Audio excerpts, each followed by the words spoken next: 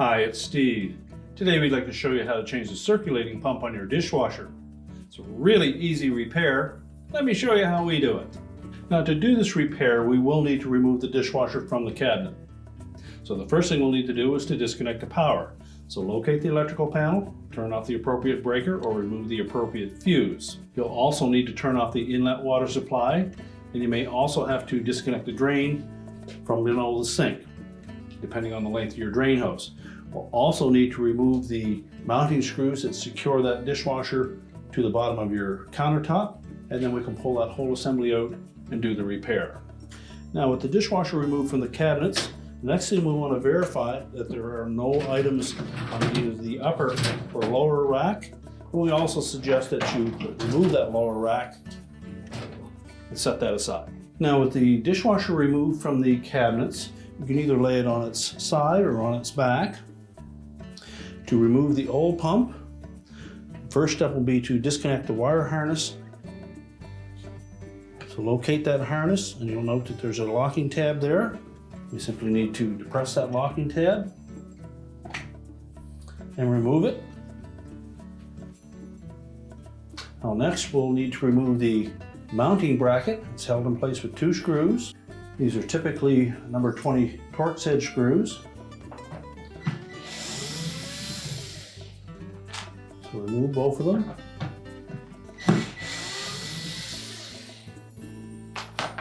And then while supporting that motor assembly, we'll just slide that bracket away from the motor and pump housing.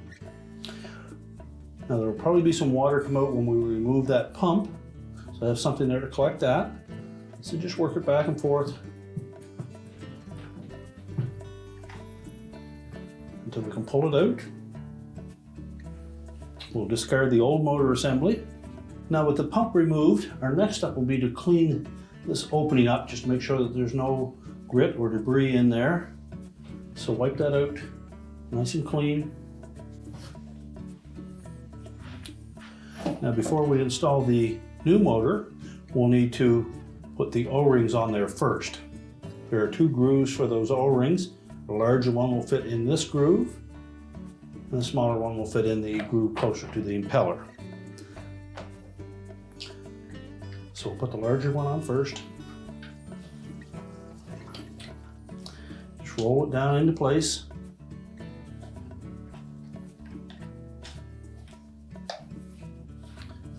Make sure it fits into that groove all the way around. The same for the smaller one.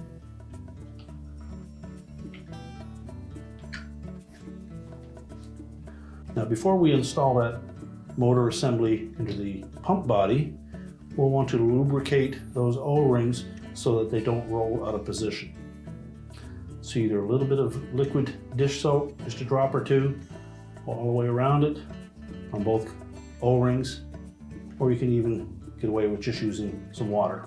We'll note that there is a groove in the base of that pump body that's going to line up with this little arrow right here.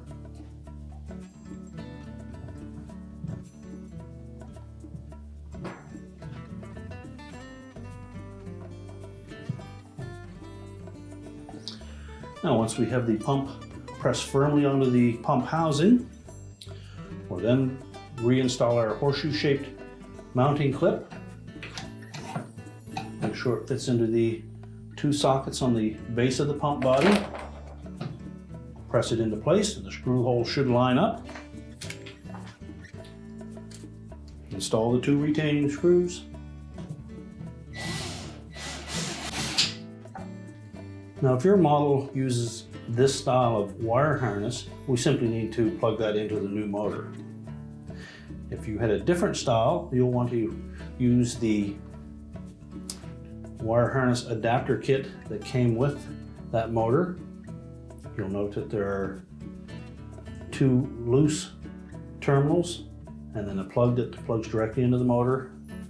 You would need to cut off the old wire harness ends and crimp them into these buck splice connectors, and be sure to use the heat shrink that came with the kit to seal up those connections. In this case, we have the original style harness connector that will simply snap right into place. Make sure the locking tab engages with that harness. Now we're ready to stand the dishwasher up, push it back into the cabinets, and secure it to the bottom of our countertop. We can now turn on the inlet water supply, reconnect the power, and your repair is complete.